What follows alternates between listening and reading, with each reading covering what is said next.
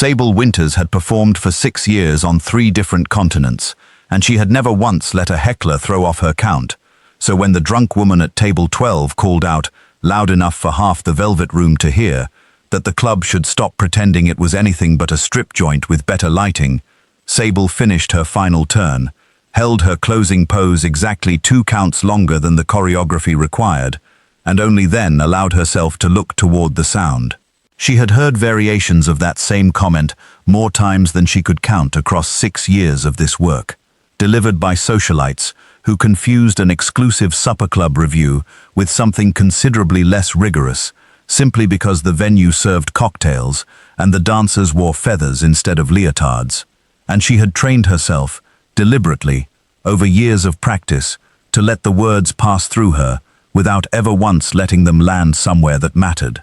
Tonight, though, something in the woman's tone, the particular sneering pleasure she seemed to take in being cruel in front of an audience, needled harder than usual, and Sable found herself holding the final pose a beat longer than necessary, not for the choreography, but because she needed the extra second to steady her own breathing before she let her expression settle back into practiced, professional calm.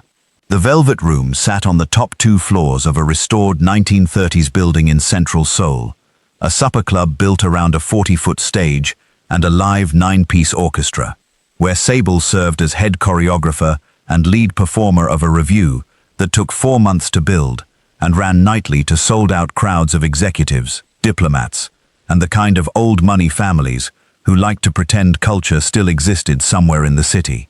Every dancer wore full, elaborate costuming, feathers and beading, and yards of silk, closer to a Parisian revue or a Broadway spectacle than anything remotely resembling what the drunk woman at table 12 had just called it. And Sable had spent 6 years building a career specifically to prove that distinction mattered, even to people who would never bother learning the difference. "Ignore her," Yasha Marchbanks murmured, appearing at Sable's elbow the instant the number ended, already reaching for the water bottles backstage handed off. The 2 of them Houston natives, born 3 blocks apart, though they hadn't known it at the time, who'd met at a dance intensive 8 years ago, and ended up, against every reasonable projection either of their mothers had made for their lives, performing together in Seoul. That's you, Seren's table. She does this every time she's in the room. Same joke, same sneer, like she's the first person clever enough to think of it.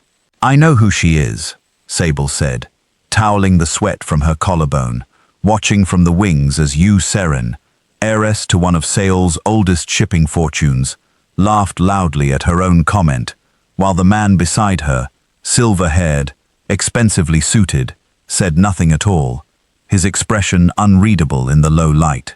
It was the man's silence that caught Sable's attention more than Seren's cruelty, which was, by now, background noise she'd trained herself to tune out the way a surgeon tunes out the hum of machinery.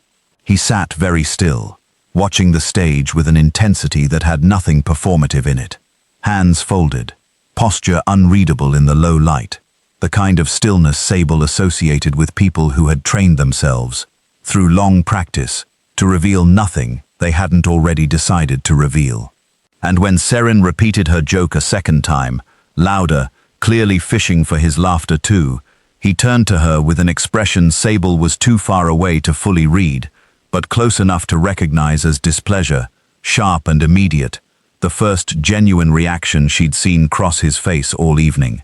The orchestra struck the opening bars of the finale before Sable could observe anything further, and she pulled her attention back where it belonged, onto the stage, onto the 8 dancers depending on her to hold the formation clean through the final tempo shift. The small, private observation about the silent man at table 12 filed away for later, though it lingered at the edge of her focus, in a way few audience members ever managed to achieve. She finished the show exactly as trained, the final formation landing clean, the audience rising into the kind of sustained applause that told her, better than any review could, that the piece had worked, despite one drunk woman's cruelty. And backstage, peeling off the elaborate headpiece, Sable allowed herself, finally, a single long exhale, the private cost of holding composure in front of a room that had watched her absorb an insult without ever once being permitted to react to it in real time. She learned his name 20 minutes later, from the club's owner, Mr. Choi, who came backstage practically vibrating with nervous energy to inform the entire cast that Jin Tae-han, CEO of Jin Holdings, the hospitality and entertainment conglomerate currently in exploratory talks to acquire a controlling stake in the Velvet Room, had been seated in the private booth all evening, and that his opinion of tonight's show carried more weight for the club's future than every review the city's newspapers had printed combined. Jin Tae-han, Deja repeated, low, impressed despite herself. The one the tabloids won't shut up about. Wasn't there some ridiculous rumor a few months back? Something his ex-fiancée supposedly said to a gossip blog after their breakup, and it just would not die. I try not to keep up with tabloid nonsense, Sable said, already reaching for her water bottle, more interested in cooling down properly before the second act than in dissecting a stranger's gossip cycle, though she had, in fact, seen the headlines everyone in Seoul had seen, absurd, unverifiable claims that had somehow calcified into internet legend, purely because nobody involved had ever bothered confirming or denying anything, and Jin Tae-han himself had reportedly never once addressed it publicly, letting the rumor mill spin itself out on its own eventually. Whatever it was, it's not my business, and it's certainly not why I dance. No, Deja agreed, grinning. But it might be why the most eligible bachelor in Seoul spent the whole second act watching you instead of the woman practically climbing into his lap. Sable rolled her eyes, but she couldn't entirely stop the small, unwilling flutter that thought produced, and she was still fighting that small, stubborn feeling down 10 minutes later when Mr. Choi returned, breathless, to inform her that Mr. Jin had specifically requested a brief introduction to the choreographer before he left for the evening. She met him in the narrow corridor behind the stage, still in her performance makeup, hair pinned with the elaborate combs the finale required, and up close, he was taller than she'd estimated from the wings, with the kind of stillness that read as discipline rather than coldness, dark eyes that studied her with open, unhurried interest rather than the leering assessment she'd braced herself for. There was nothing in his posture of the entitlement she'd learned to expect from men of his position, no assumption that her time or attention belonged to him simply because he'd requested it, and she found herself, cautiously, lowering the guard she usually kept fully raised in exactly this kind of encounter. "Miss Winters," he said, and his English carried only the faintest accent, careful and precise. "I wanted to tell you directly, rather than through Mr. Choi, that tonight's closing number was the finest piece of stagecraft I have seen in this city in 3 years, and I have seen most of what this city offers. The formation work in the third movement, the way you built the tempo shift into the choreography instead of simply following the orchestra's cue, that's not something I've seen attempted here before." Sable blinked, thrown slightly off balance by the specificity of it, the fact that he'd clearly been watching the mechanics of the piece, rather than simply the spectacle. "You know something about choreography, Mr. Jin," she said, genuinely curious now, the polite professional distance she usually maintained with wealthy patrons slipping slightly. "I know very little," he admitted, something almost boyish breaking through his composed exterior for just a moment. "My grandmother trained as a traditional dancer before she married into this family, and she spent a great deal of my childhood teaching me to actually watch a performance instead of merely attending one. I suspect she would have found tonight's piece extraordinary." He hesitated, and for the first time since he'd approached her, some of his composure faltered. "I also wanted to apologize, on behalf of my dinner companion, for the comment made during your performance. It was unwarranted and untrue, and I should have addressed it the moment it happened, rather than waiting until afterward to say so." "You don't owe me an apology for someone else's rudeness," Sable said, though something in her chest warmed unexpectedly at the fact that he'd thought to offer one at all. "Perhaps not," Tae-han said, "but I find I wanted to give it anyway." He lingered a moment longer than the conversation strictly required, and Sable found herself, uncharacteristically, in no particular hurry to end it either. "May I ask you something?" he said finally. "The tempo shift in the third movement, was that your idea, or did the orchestra's conductor propose it?" "Mine," Sable said, surprised again by the specificity of the question. The conductor thought it was too risky. Honestly, worried the dancers wouldn't hold formation through the shift without dropping the count. It took us 3 weeks of rehearsal to get it clean enough that I trusted it in front of a paying audience. It didn't read as risky, Tehan said. It read as inevitable. The kind of choice that seems obvious only after someone brave enough has already made it. He studied her a moment, something considering in his expression. Mr. Choi mentioned you built this entire review yourself, concept through execution, in 4 months. 4 months and a great deal of coffee, Sable said, and was rewarded with something that might have been the beginning of a real smile, quickly restrained, as though he wasn't entirely accustomed to letting one show in front of people he'd only just met. I have sat through a great number of investment pitches in my life, Miss Winters, he said. Very few of them have impressed me as thoroughly as watching you work tonight. Whatever comes of the acquisition talks with Mr. Choi, I wanted you to know that, directly, from me, rather than filtered through a report from someone who spent the evening looking at spreadsheets instead of the stage. That's a generous thing to say to a choreographer you met 10 minutes ago. Perhaps, he allowed, though I find I'm rarely generous with praise I don't mean. Ask anyone who works for me. It's one of my less popular qualities, apparently, though I've never seen the use in flattery that costs the listener something real, to eventually discover is hollow. Mr. Choi appeared then, anxious, clearly counting the minutes this conversation was costing him, with a man whose approval his club's future depended on. And Tehan allowed himself to be drawn back toward the private booth, with a final small nod in Sable's direction, something in his eyes, suggesting the conversation felt, to him too, unfinished, in a way neither of them had planned for. Deja was waiting in the dressing room, eyebrows raised so high they'd nearly vanished into her hairline. Well, she said, you were back there a lot longer than a simple thank you for the choreography usually takes. He asked about the tempo shift, Sable said, unpinning the elaborate combs from her hair, with hands that were, she noticed, not entirely steady. Specifically, like he'd actually been watching the mechanics of it, instead of just enjoying the spectacle. Sable Winters, Deja said, delighted. I have known you 8 years, and I have never once seen you come off that stage looking like this. Like what? Like a woman who just met someone who might actually be worth the risk, Deja said. And Sable, despite every instinct telling her to deny it, found she didn't have a ready argument to offer in response. Sable had grown up in Houston's 3rd Ward, the oldest of 2 children raised by a single mother, Odessa Winters, who cleaned office buildings overnight and slept 4 hours before her second job started, and who had scraped together the money for Sable's first dance classes at 6 years old, because a neighbor mentioned the community center offered scholarships, and Odessa had marched down there the very next morning, demanding an application before she'd even asked Sable if she wanted to go. She had wanted to go, immediately, fiercely, in a way that surprised even the instructors who ran the free community program. From the very first class, something in Sable had recognized dance as the one place her body made complete, controllable sense.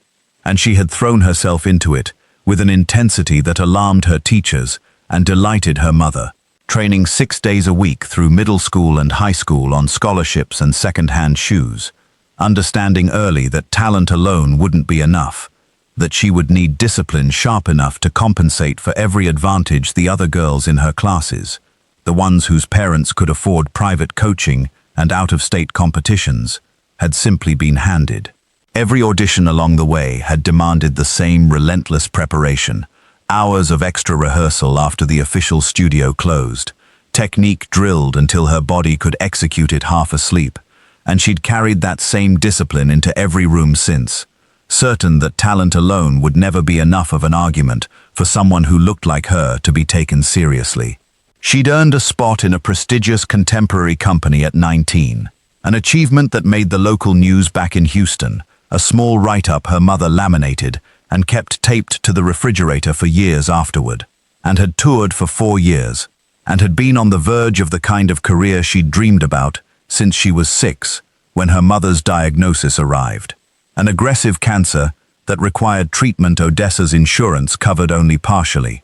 And Sable had made the calculation in a single sleepless night Touring companies didn't pay enough to cover the difference, but the commercial entertainment circuit, cabaret work, corporate residencies, the kind of choreography work serious dance critics turned their noses up at, paid considerably more, and paid in cash advances she could wire home immediately, rather than waiting on royalty checks that trickled in over years. She had never once regretted the choice, not through 2 years of grueling residencies in Macau and Dubai, not through the exhaustion of building an entirely new revue from scratch every few months, not even through moments like tonight, when someone like Yu Serin decided her art was worth less than her body because of the venue it happened to be performed in.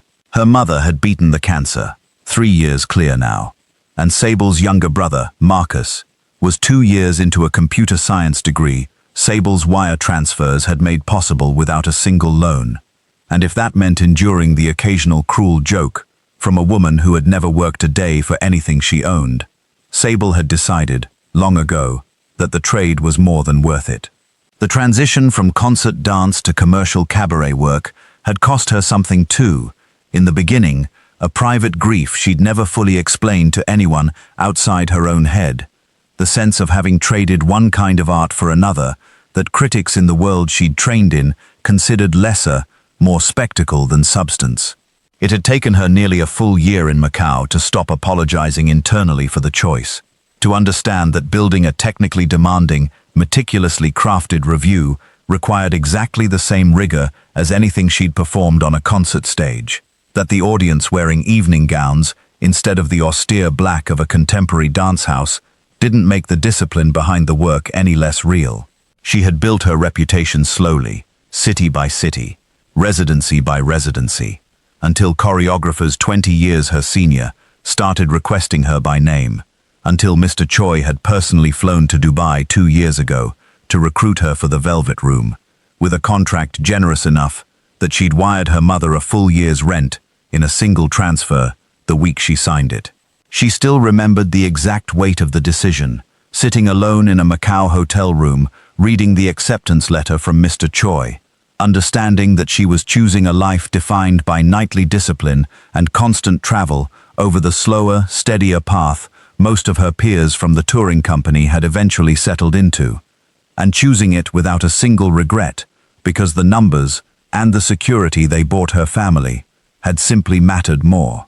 Seoul had become, in the 2 years since, the closest thing to a real home she'd built outside Houston, in large part because of Deja, who'd followed her from the Dubai residency out of a loyalty Sable never quite felt she deserved, but was endlessly grateful for regardless, and in part because of the work itself, the freedom Mr. Choi gave her to build increasingly ambitious pieces, the small, dedicated company of dancers she'd assembled and trained herself, women from 6 different countries who'd become, over 2 years of 6-day rehearsal weeks, something closer to family than colleagues.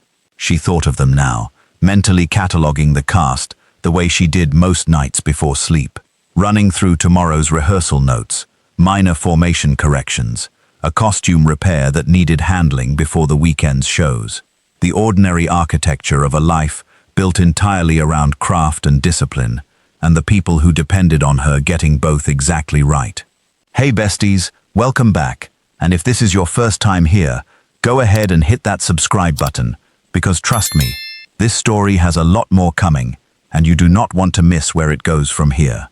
She thought about all of it, walking home that night, the 20-minute walk from the club to her small apartment, a ritual she'd come to treasure, the only quiet stretch of her day, and found herself, against every instinct towards self-protection she'd built over 6 years in this industry, thinking not about Yu Serin's cruelty, but about the careful, specific way Jin Taehan had watched her choreography, the unhurried apology he hadn't needed to offer, the flicker of something unguarded that had crossed his face when he mentioned his grandmother. She told herself it meant nothing. Wealthy men complimented performers all the time, empty flattery that cost them nothing and meant less. But the memory of his voice, careful and precise, saying finest piece of stagecraft I have seen in this city in 3 years, stayed with her long after she'd washed off the performance makeup and climbed into bed. An unfamiliar warmth she hadn't invited, and wasn't entirely sure she wanted to examine too closely. She sat for a while at her small kitchen table first, still in her robe, replaying the evening in fragments, the drunk woman's cruelty, the unexpected kindness of a stranger's apology, the strange, specific comfort of being truly watched by someone for the first time in longer than she could remember. Her phone buzzed twice while she was brushing her teeth, her mother's weekly check-in text arriving a day early, a photo of Odessa in her garden, the small patch of tomatoes she'd started growing during her recovery, captioned only with 3 words, "Still here, baby," a phrase that had become their private shorthand over the last 3 years, for everything neither of them could quite say plainly about how close they'd come to a different outcome. Sable typed back a heart and a promise to call Sunday, same as always, and sat for a long moment on the edge of her bed, thinking about the strange, layered architecture of a life built entirely around sending money home to keep the people she loved safe. She had not, in 6 years of this work, ever once let herself imagine a version of her life that included room for anything beyond the calculation, the wire transfers, the discipline, the careful management of a body that was, at 27, still capable of the physical demands the review required, but wouldn't be forever. She'd told herself, more than once, that romance was a luxury for dancers who hadn't grown up, watching their mothers work themselves sick to keep 2 children fed, that she would consider it eventually, later, once Marcus finished school and Odessa's health stayed steady, and the version of security Sable had been chasing since she was 19 finally, fully arrived. But she thought, lying in the dark with her mother's text glowing faintly on the nightstand, about the particular attentiveness in Jin Taehan's eyes when he'd described the tempo shift, the way he'd noticed the mechanics of her work rather than merely its surface, and understood, with something like unease, that whatever this feeling was, it had already begun to complicate a calculation she'd spent 6 years keeping deliberately simple. She had read, in passing, the way most of Seoul apparently had, the outline of Jin Taehan's own public story, a young CEO who'd taken over Jin Holdings at 29 after his father's sudden heart attack, thrust into leadership 6 years earlier than anyone in the family had planned for, and who had, by every account the business press offered, spent the years since proving himself methodically, rebuilding a hospitality division that had been bleeding money into one of the conglomerate's strongest performers. She knew nothing real about the man underneath those headlines, she reminded herself. Only the careful, curated version any wealthy family allowed the public to see, and she fell asleep still turning the question over, uncertain whether the man who'd stood in that corridor asking about tempo shifts bore any real resemblance to the one the tabloids couldn't stop inventing rumors about. Jin Taehan returned to the Velvet Room 3 nights later, alone this time. No business associates, no Yu Seren, seated at a small table near the back, rather than the private booth his position would have entitled him to, and Sable spotted him from the wings before the first number even started, something in her chest tightening in a way she chose not to examine too closely, while she still had a full show to deliver. He waited afterward again, this time not through Mr. Choi, but simply standing near the stage door when the cast filed out. Patient, unhurried, the kind of waiting that suggested a man entirely comfortable being told no, if that was the answer he received. "I wasn't sure you'd come back," Sable said. When the rest of the cast had drifted past them with knowing glances, Deja made no effort to hide. "I told myself the first visit was business," Taehan admitted. "Due diligence on the acquisition. I'm considerably less able to justify tonight's visit under that same explanation, so I'll simply tell you the truth instead. I wanted to see the show again, and I wanted, if you'd allow it, to ask you to dinner sometime this week, somewhere considerably quieter than a table Yu Seren has any access to." Sable considered him a long moment, weighing 6 years of careful self-protection against the unfamiliar warmth that had kept her awake 3 nights running. "I don't typically date men who might end up owning my employer," she said finally, direct, unwilling to pretend the complication wasn't real, watching his face carefully for whatever reaction the boundary might provoke. "That's fair," Taehan said, taking the concern seriously, rather than brushing past it. and I won't pretend it isn't a complication worth naming plainly. If it would ease your mind, I can recuse myself from any further involvement in the acquisition discussions, hand the entire evaluation to my deal team, and simply be a man asking a woman he admires to dinner, nothing more entangled than that. You'd do that? Give up direct oversight on a deal, over dinner? I would, Tehan said, without hesitation, and something in the immediacy of the answer told her he'd already considered the trade-off long before he'd walked through the stage door tonight. Because I find I would rather lose an acquisition than lose the chance to know you properly before I've even had the opportunity to try. He had chosen the restaurant himself, deliberately, a place his own security detail wasn't accustomed to covering, explaining, a little sheepishly, that he'd wanted at least one evening that belonged entirely to the two of them, rather than to the careful, managed version of his life the public usually saw. Their first dinner happened at a small, unmarked restaurant in a neighborhood Sable had never visited. No photographers, no recognizable faces, just the two of them at a corner table for nearly 3 hours. And Sable found, somewhere around the second hour, that she had told him more about Houston, about her mother's garden, about the exact moment in her audition for the touring company at 19, when she'd known, mid-combination, that she'd earned the spot, than she had told anyone in Seoul outside of Deja in 2 full years.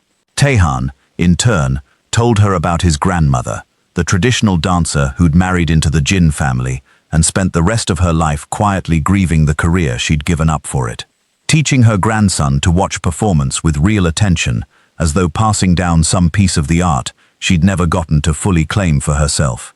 He described afternoons in her private sitting room as a boy, being shown recordings of performances she'd never gotten to give. Her quiet, careful commentary on technique that he hadn't understood the full weight of until much later, once he was old enough to recognize grief, dressed up as simple instruction. He told her about his father's heart attack, the sudden, disorienting speed with which a 29-year-old executive had become the head of a multi-billion-dollar conglomerate overnight. The years since spent proving to a board of directors twice his age that grief hadn't made him unfit to lead. I've never told anyone how frightened I was that first year, he admitted, somewhere past midnight, the restaurant nearly empty around them. Everyone assumed confidence, because that's what the position required me to project. But I spent most nights that first year certain I was going to be the one who finally broke something my grandfather and father had spent 60 years building. What changed? Sable asked. I stopped trying to lead the way my father would have, Tehan said.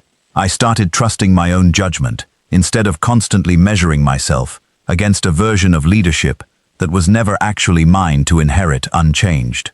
The hospitality division turnaround happened once I let myself make decisions my father might have questioned, because they were mine, and I'd actually thought them through, rather than simply guessing what he'd have wanted. That sounds like something I had to learn too, Sable said, surprising herself with the admission. Choosing commercial work over the concert stage. Everyone in that world acts like there's only one legitimate way to be a serious dancer, and it took me a long time to stop measuring myself against that standard, instead of building my own. They found, across the rest of that dinner and the 4 more that followed over the next 2 weeks, an unhurried, growing understanding that neither of them had expected to find in the other, Tehan learning the specific discipline behind every piece Sable built. Sable learning the quiet, careful way Tehan carried a responsibility he'd never chosen, but had decided, methodically, to master anyway. By the 3rd week, Deja had stopped teasing and started simply watching Sable with an expression of open, delighted relief. The particular look of a woman witnessing her best friend finally let herself want something purely for its own sake. Tehan came to a full rehearsal for the first time in the 2nd week, having texted the night before to ask, almost tentatively, whether it would be an intrusion, arriving unannounced with 2 coffees and a quiet request from Mr. Choi's assistant, asking whether he might simply observe from the back of the house without disrupting anything. Sable had expected his presence to feel intrusive, a wealthy man's curiosity intruding on the unglamorous, sweat-soaked reality behind the polished performance he'd seen from the audience. and instead found him settling into a back row seat with a notebook, watching, in total silence, for 3 straight hours, as she reworked a formation that wasn't holding cleanly through its transition. "You didn't have to stay the whole time," she told him afterward, exhausted, hair damp, considerably less polished than the version of herself he'd first met in that corridor. "I wanted to," Taehan said, and there was something in his voice, quiet and entirely sincere, that told her he meant it exactly as plainly as he'd said it. "I've sat through hundreds of finished products in my life, Sable, galas and premieres, and opening nights built to impress people like me. I don't think I'd ever once watched the actual labor behind one of those nights before today. It's considerably more impressive than the polished version, if I'm honest. The polished version hides how much of this is problem-solving, patience, correcting the same 8 counts 20 times until it's exactly right. That's most of the job," Sable admitted, allowing herself, for the first time, to imagine what it might feel like to be genuinely seen by someone in this way. Not admired from a comfortable distance, but actually witnessed in the unglamorous middle of the work. "The performance is maybe 10% of what this career actually is. The other 90 is exactly what you just watched." "Then I'd like to keep watching it," Taehan said, entirely serious. "If you'll let me, for as long as you'll have me in the room." Deja, watching the exchange from across the studio with unmasked delight, waited exactly until Taehan left before crossing the floor to grab Sable by both shoulders. "Girl," she said. He sat through a 3-hour formation correction rehearsal without complaint, without his phone out once, just watching you work. "I have dated men who couldn't sit through a 90-minute movie without checking their phones. You need to marry this one. We've had 5 dinners, Deja." "I'm just saying," Deja said, entirely unrepentant. "Keep your eyes open. That's all I'm saying." The trouble arrived at the worst possible venue, a formal gala hosted by the Jin Holdings Board to celebrate the hospitality division's record quarter, an event Taehan had insisted Sable attend as his guest. Publicly, deliberately, a statement he'd made with his eyes open about exactly what it would mean. "You don't have to prove anything to your board tonight," Sable had told him, adjusting his tie in the hotel suite before the event, more nervous than she wanted to admit. "We could keep this quiet a while longer, give ourselves more time before anyone outside our own circle knows. I've spent my whole adult life being careful about what the board thinks of my decisions," Taehan said. "I don't intend to start hiding this one. If they can't accept that the woman I'm building something with happens to also be one of the most gifted artists I've ever watched work, that says considerably more about their limitations than it does about yours." She had rehearsed introductions in her head the entire drive over. Names and titles Taehan had briefed her on carefully. Board members and their spouses, distant relatives whose approval mattered more than their actual authority within the company. And she found, once she was actually inside the ballroom, that the preparation paid off. Each conversation landing smoothly, her poise holding steady under the weight of dozens of curious, assessing eyes tracking the CEO's unfamiliar guest all evening. The gala went smoothly for the first hour, Sable navigating introductions with the same careful poise she brought to every performance, until Chairman Jin Cheol-soo, Taehan's grandfather, arrived, and the temperature of the room shifted the instant he spotted the two of them together across the ballroom. "Grandfather," Taehan said, steering Sable forward with a steady hand at the small of her back. "I'd like you to meet Sable Winters." He arrived flanked by 2 assistants and a stillness that immediately quieted the nearby conversations, the particular authority of a man accustomed to rooms rearranging themselves around his presence without needing to ask. Chairman Cheol-soo's eyes swept over Sable, with an assessment so cold and thorough it took real effort not to flinch under it. And when he spoke, his voice carried across enough of the nearby crowd that Sable understood. Immediately, the comment was meant to be overheard. "The dancer from the supper club," he said, flat, disdainful. "Yes, I've heard about you." He turned to Taehan without another word to Sable at all, as though she'd already ceased to warrant his direct attention. "We will discuss this privately. There's nothing to discuss that Sable shouldn't be present for," Taehan said, his voice even but with an edge underneath it. Sable hadn't heard from him before. "Whatever concerns you have, grandfather, you're welcome to raise them to both of us." "Very well." Chairman Chelsu's gaze returned to Sable, and this time he addressed her directly, each word deliberate, designed to land. "Miss Winters, I'm certain you're talented at whatever it is you do on that stage. But you must understand the position you're placing my grandson in. This family has spent 3 generations building a reputation this company depends on. A relationship with a performer, whatever the venue, however you'd like to characterize the work, invites exactly the kind of tabloid scrutiny this family has fought for decades to avoid. I would ask you to consider, seriously, whether your feelings for my grandson are worth the cost to everything he's worked to build." The nearby guests had gone quiet, pretending, poorly, not to be listening, and Sable was acutely aware of every eye in the vicinity, tracking her response. The entire room, apparently eager to see whether she would crumble or fight back. Sable felt the old, familiar sting of being reduced to a category rather than a person. The same dismissal she'd absorbed from you, Serin, now delivered with considerably more authority and considerably higher stakes, and she held the chairman's gaze steadily despite it, refusing to let him see how deeply the words had landed. "Chairman Jin," she said, careful, measured, "I understand you're concerned about your family's reputation, and I won't pretend that concern is unreasonable given the world you operate in. But I'd ask you to consider something in return. I've spent 6 years building a career through discipline most people in this room have never had to demonstrate for anything in their lives. Supporting my family, training dancers, building work meticulous enough that your own grandson called it the finest stagecraft he'd seen in 3 years, without once needing his name or his money to do it. Whatever you've decided about me based on the venue where I happen to perform, I'd ask that you judge me on the actual work instead, the same courtesy I'd extend to anyone in this room, including you." The chairman said nothing for a long moment, something unreadable moving behind his sharp, assessing eyes, and then, without another word, turned and walked away into the crowd, leaving the question of his judgment entirely unresolved.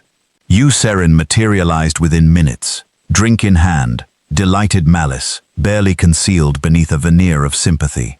"That looked uncomfortable," she said, addressing Sable directly, for the first time all evening, her tone light, but her eyes sharp, watchful, missing nothing. "The chairman has very particular ideas about who belongs in this family, Miss Winters. I'd be careful, if I were you, about how much of yourself you invest in a man whose grandfather has already decided you're beneath consideration. It would be a shame to watch you humiliated twice in the same month." "I appreciate the concern," Sable said evenly, refusing to give Serin the reaction she was so plainly fishing for. "Though, I notice you seem considerably more invested in my relationship with Taehan than your own apparent disinterest in him would suggest." Something flickered across Serin's composed face, brief but unmistakable, and she recovered quickly, offering a thin smile before drifting back into the crowd, though not before Taehan, returning with 2 glasses of water, caught the tail end of the exchange and correctly read the tension still hanging in the air. "What did she say to you?" he asked, low, protective, his gaze following Serin's retreating figure across the ballroom. "Nothing I haven't heard before, in one form or another," Sable said. Though the evening's accumulated weight, the chairman's cold assessment, Serin's barely disguised gloating, had begun to press against the careful composure she'd maintained all night. "Taehan, I meant what I said to your grandfather, but I need you to understand something too. I've spent 6 years building a life where my dignity doesn't depend on anyone else's permission to have it. I'm not certain I know how to keep doing that inside a family that's already decided, before they've even watched me work a single rehearsal, what I'm allowed to be worth. You don't have to figure that out tonight," Taehan said, drawing her gently toward the terrace doors, away from the crowd's watching eyes. "And you don't have to figure it out alone. Whatever my grandfather decides, I meant every word I told you 3 weeks ago. I would rather lose the acquisition, lose the board's comfort, lose whatever ease came with never once challenging how this family does things, than lose the chance to build something real with you. Out on the terrace, the city spread below them in scattered light, and Sable let herself lean into him for the first time that whole difficult evening, the tension in her shoulders finally, slowly, beginning to ease. "I keep thinking about what your grandmother gave up," she said quietly. "The dancing. I keep wondering if that's what this family does to anyone who threatens the shape of what they've decided is acceptable." "Maybe," Tehan admitted. "Or maybe my grandmother's story is exactly why my grandfather hesitated tonight, instead of simply forbidding this outright, the way I suspect his own father would have. I don't know yet which version of him is going to win out, but I know which version I intend to keep fighting for, regardless of how long it takes him to decide." The relative peace that had followed the gala lasted barely a week before it was tested again, and far more sharply this time. The tabloid story broke 4 days later. A badly sourced piece claiming unnamed insiders at Jin Holdings feared the CEO's new relationship would tank investor confidence ahead of a planned expansion into the luxury hotel sector. Quotes attributed to anonymous board members that Tehan's own legal team traced. Within hours, back to a single documented leak point, an assistant in Yu Serin's father's office, who'd once briefly worked a junior role at Jin Holdings and retained enough access to forward internal scheduling details to a gossip outlet willing to print speculation as fact. Sable read the article in the green room before a Thursday show, Deja hovering anxiously beside her, and felt something in her chest go cold and tight in a way that had nothing to do with anger and everything to do with the particular exhaustion of having her entire life reduced, once again, to a threat someone else needed managing. "They didn't even bother getting my name right," Sable said, staring at the screen, the article referring to her throughout only as the dancer, never once using Sable Winters, as though a proper name might accidentally grant her more legitimacy than the piece intended to allow. 6 years of building a career, and to people like this, I'm still just a category. Still just the dancer. "You are not just anything," Deja said fiercely. "And that article is garbage, sourced by a jealous rich girl's family fixer. Everyone with sense can see straight through it. Everyone with sense isn't the Jin Holdings board," Sable said quietly. "Tehan told me himself 3 weeks ago that this family has spent 3 generations protecting its reputation. If the board starts believing, even for a second, that I'm actually a liability instead of simply an inconvenience to a few socialites, I don't see how he keeps defending this without it costing him something he can't easily get back," she thought, sitting in the green room with the article's cruel, careless language still glowing on her phone screen, about every calculation she'd made over 6 years to protect the people she loved, the choice to leave the concert stage, the residencies in cities she'd never intended to call home, the discipline that had kept her mother alive and her brother in school and her own dignity intact through every cruel joke a Yu Serin or a tabloid editor had ever aimed at her. She had never once let any of it break her resolve. But watching her name, or the absence of it, weaponized against a man who had done nothing but defend her honestly and openly, stirred a different, harder question: whether love was meant to cost the people who mattered to you something real, or whether real love was supposed to protect them from exactly this kind of cost instead. The evening's second act was still hours away, and Sable found herself, for the first time in longer than she could remember, seriously considering whether the bravest thing she could do for Tehan wasn't staying and fighting at all, but stepping back before the fight cost him something neither of them could undo. Deja found her still sitting in the green room an hour after the article broke, the room otherwise empty, the rest of the cast having filtered out toward the theater's back exit already. Phone dark now, the initial shock settled into something quieter and more resolved. "You've got that look," Deja said, sitting down across from her. "The one you get right before you make a decision nobody's going to be able to talk you out of." "I keep thinking about my mother," Sable admitted. "How she never once let anyone convince her that protecting the people she loved meant disappearing from the fight. She worked 2 jobs and stayed sick with worry plenty of nights, but she never once handled hard things by removing herself from them. I think I've been doing the opposite my whole adult life, quietly managing everyone else's difficulty by making myself smaller, easier to overlook, less of a complication. She looked up at Deja, something clarifying behind her eyes. I don't think I want to do that this time. Good, Deja said simply. Because for what it's worth, I've watched you build an entire career out of refusing to shrink for people who didn't deserve the accommodation. I'd hate to see you start now, for a man who spent the last month proving he'd rather stand next to you than protect his own comfort. Sable didn't step back. Not yet. Not without telling him first, because she had learned, somewhere in the last month, that the version of herself who solved hard problems alone, quietly, before anyone else could weigh in, wasn't actually the bravest version of herself at all. Only the most practiced at carrying weight nobody had asked her to carry by herself. She found Tehan at his office that evening, having cancelled the show for the first time in 2 years. A decision that had sent Mr. Choi into a mild panic.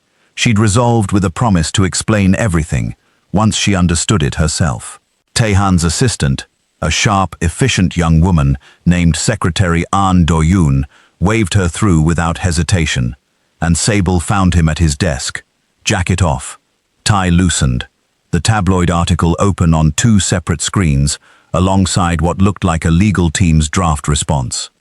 I was about to call you, he said, standing immediately. I wanted you to hear the plan from me before you saw anything else circulating. My legal team has traced the leak conclusively to Seren's father's office. We're pursuing a defamation claim, and I've already spoken to 3 board members directly, all of whom have confirmed they were never actually consulted for the quotes attributed to them in that piece. Tehan. Sable's voice was quieter than she meant it to be. I need to ask you something honestly, and I need you to actually consider it, instead of just reassuring me the way you're clearly gearing up to do. He stopped, reading something in her face that made him set down the papers in his hands entirely. Ask me, truly. He held her gaze steadily, giving her the full weight of his attention, the way he had every single time she'd ever needed it. No distraction, no half measure, and Sable found, even in the middle of her own doubt, a small measure of comfort in the consistency of that. Is this worth it? She said. Truly. Not the version of the answer you think I want to hear. The real one.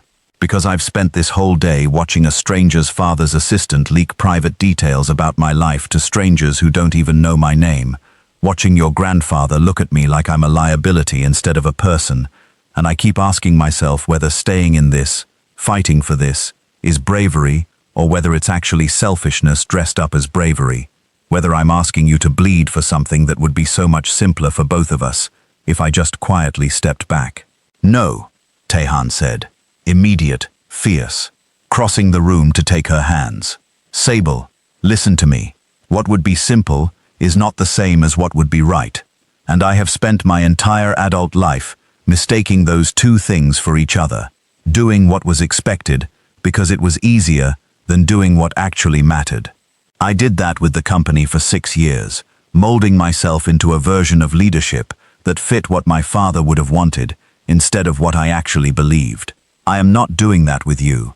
If you step back now, it will not be because staying was too hard for me. It will be because I let a leaked article and my grandfather's discomfort convince me that you were a cost, instead of understanding that you are, without question, the best decision I have made in 6 years of decisions that mattered considerably less. Chairman Jin Cheol-soo summoned them both to his private residence 2 days later. A formal request delivered through Secretary An with no explanation attached. And Sable spent the drive there, bracing herself for a final, definitive rejection.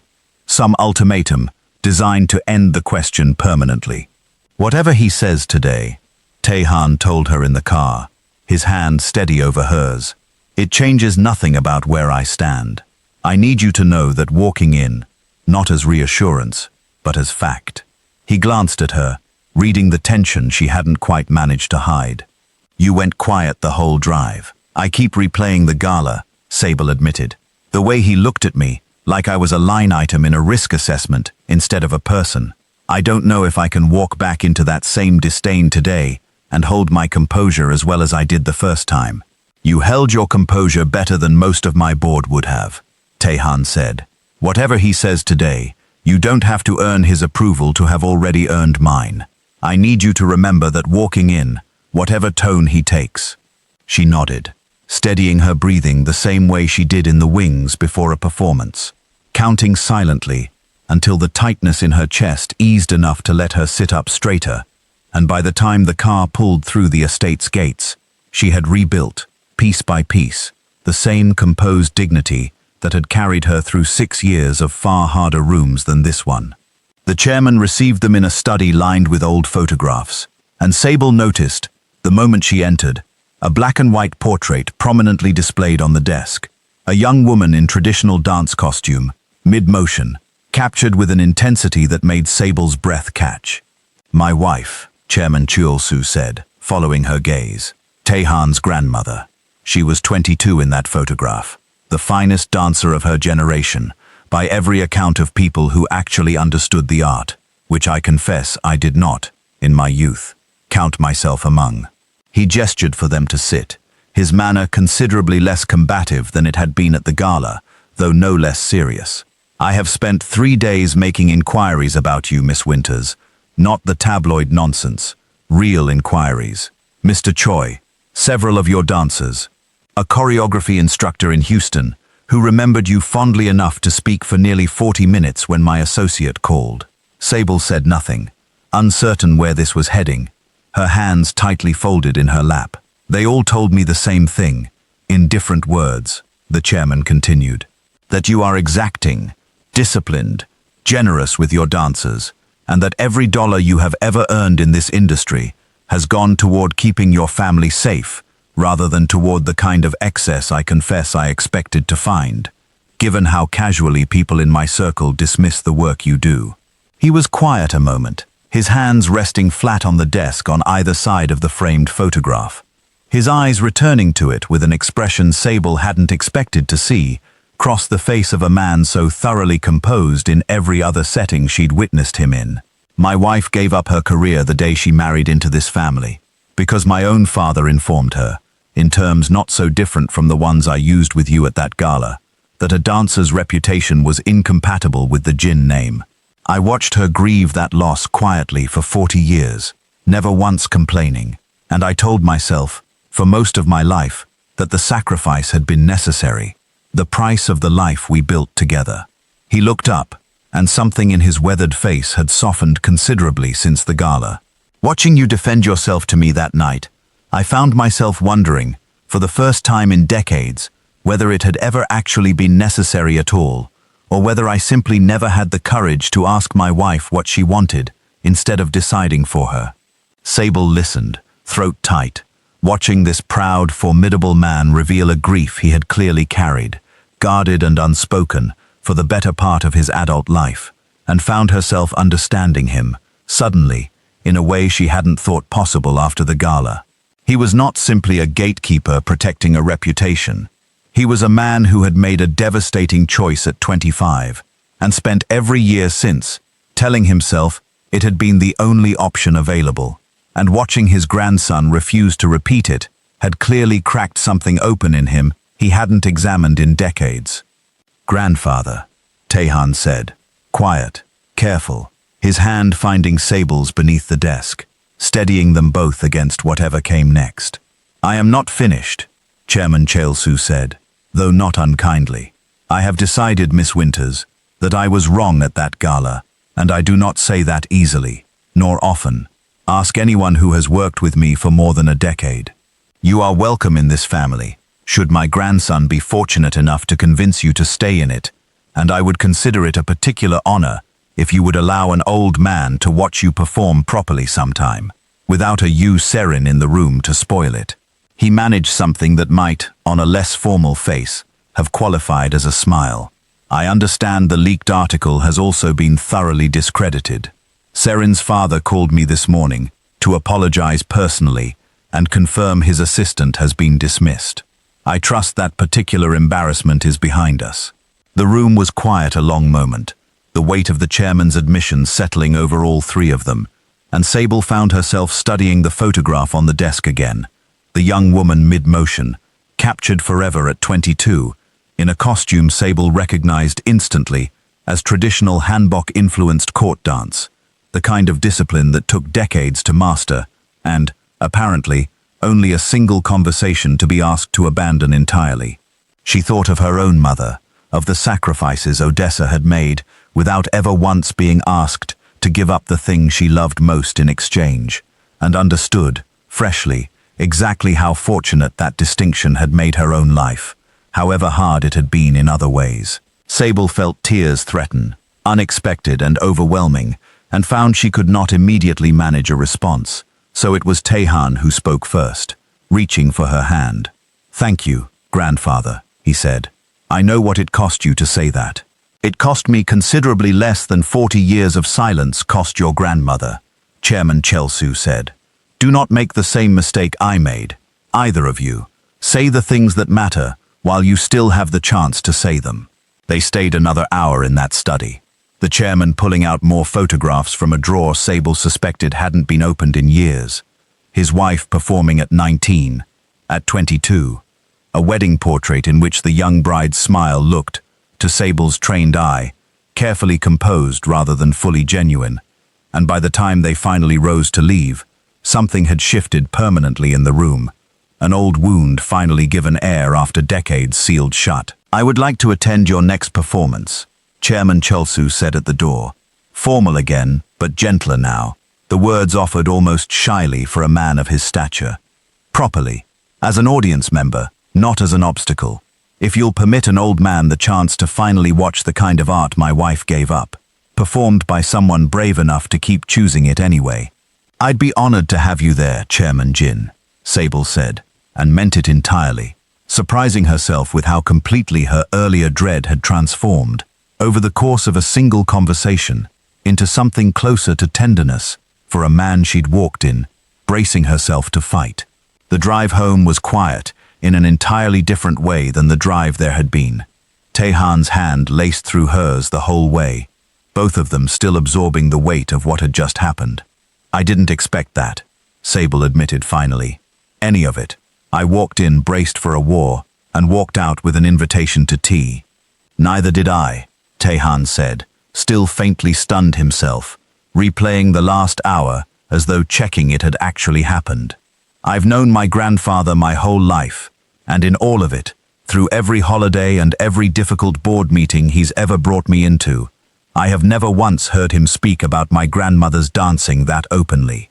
Whatever this cost him to say, I don't think he's said it out loud to anyone before today." He brought her hand to his lips, brief, reverent.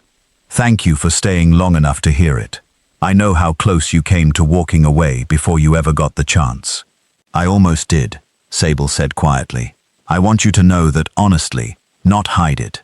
I sat in your office 2 days ago, watching your legal team draft their response, genuinely weighing whether stepping back was the braver choice. What changed your mind?" "You did," she said simply. "The way you looked at me when I asked if this was worth it. Nobody has ever looked at me like that before. Like the answer wasn't even a question worth deliberating. I decided I wanted to keep being looked at that way for as long as I possibly could." 6 months later, Sable stood in the wings of a newly renovated performance hall. The Jin Holdings acquisition of the Velvet Room, finalized 3 months prior, under terms that had given her, for the first time in her career, a formal ownership stake in the work she built, and watched Chairman Chelsea take his seat in the front row beside his grandson, precisely as he'd requested. No Serin, no tabloid photographers, only the people who mattered. Odessa had insisted on flying economy, despite Tehan's repeated, polite attempts to arrange something more comfortable, informing him, with the same unshakable practicality that had raised 2 children alone, that she'd flown enough middle seats in her life to know exactly how to make peace with one, and that she'd rather save the difference toward Marcus's next semester, regardless of who was offering to cover it. Her mother had flown in for opening night, Odessa Winters seated beside the chairman with a confidence that suggested she found nothing remotely intimidating about sitting beside one of Seoul's wealthiest men, chatting easily with him about her tomato garden as though they'd known each other for years. And Marcus, home for the summer between semesters, sat on her other side, grinning at his sister backstage through the small gap in the curtain until she shooed him back into his seat. Deja found her hand backstage in the final moments before the curtain rose, the same ritual they'd shared before every opening night for 8 years running. "You ready?" Deja asked, squeezing once. The same wordless ritual they'd shared before every single opening night for 8 unbroken years. "I've been ready for 6 years, Sable said, and meant it fully, standing in the wings of a stage that finally, entirely, belonged to her. Backstage, in the final minutes before the curtain, Sable caught her own reflection in the dressing room mirror, fully costumed, the same elaborate headpiece she'd worn the night this entire story began, and found herself thinking, briefly, about the woman she'd been that first evening, absorbing Yu Seren's cruelty in practiced silence, certain the only safe path forward was the one that asked nothing of anyone. She barely recognized that version of herself now, not because the discipline had changed. The rigor and care she brought to every formation remained exactly as exacting as it had always been, but because she no longer carried the quiet, constant bracing for the next cruelty, the next dismissal. She had built, in 6 months, a life where her dignity no longer needed defending on her own, where an entire circle of people, her mother in the front row, her brother grinning through the curtain gap, Deja squeezing her hand one final time, Taehan and his grandfather, seated together for the first time in the audience, rather than across a battle line, had decided, collectively, that she was worth protecting, rather than merely tolerating. The performance that followed was the finest work of Sable's career, a review built not around spectacle for its own sake, but around the full architecture of everything she'd learned in 6 years of discipline and distance and love. And when the final number ended, Taehan was the first on his feet, applauding, and Chairman Jin Cheol-soo, to the visible astonishment of everyone in the row around him, rose to join him a moment later. Marcus met her at the stage door, still buzzing with unfiltered excitement, already talking a full mile a minute about the recording he'd made on his phone, promising to show his entire computer science cohort back home in Houston exactly what his sister had built here. And Odessa held her daughter's face in both hands for a long, wordless moment, before pulling her into an embrace fierce enough that Sable felt, for a moment, 6 years old again, standing in that first community center studio, with her whole future still ahead of her. Afterward, in the quiet of the empty theater, Taehan found her still in costume, the applause long since faded, the crew already breaking down the set around them. He held her a long moment before speaking again, the exhaustion of the performance and the emotion of the whole evening settling into something quieter between them. "My grandmother would have loved this," he said softly. "All of it. You most of all. I like to think she'd have approved of the tempo shift in the third movement," Sable said, smiling, leaning into him the way she'd learned, slowly, over 6 months, that she was finally, fully allowed to do. "She'd have approved of considerably more than the tempo shift," Taehan said, and kissed her there in the empty theater. No headlines, no rumors, no one left to convince of anything at all, just the two of them, and the stage that had brought them together, and the whole quiet, hard-won certainty of everything still ahead. Outside, the city lights of Seoul stretched out beneath a clear night sky, the same skyline Sable had first looked out on 2 years earlier, exhausted and lonely, and entirely uncertain whether she'd made the right choice leaving everything familiar behind. She understood now, standing backstage with Taehan's hand in hers, that she had, without ever fully realizing it at the time, been building toward exactly this all along, not by luck, not by anyone's permission, but by the same discipline that had carried her through every hard year before it. Hey besties, if this story had you holding your breath through that gala scene, let me know in the comments, because I need to hear which moment got you the most. Smash that like button, subscribe if you're new, and share this one with a friend who needs a reminder that real respect looks like defending someone properly, not just admiring them from a distance. See you in the next story, besties.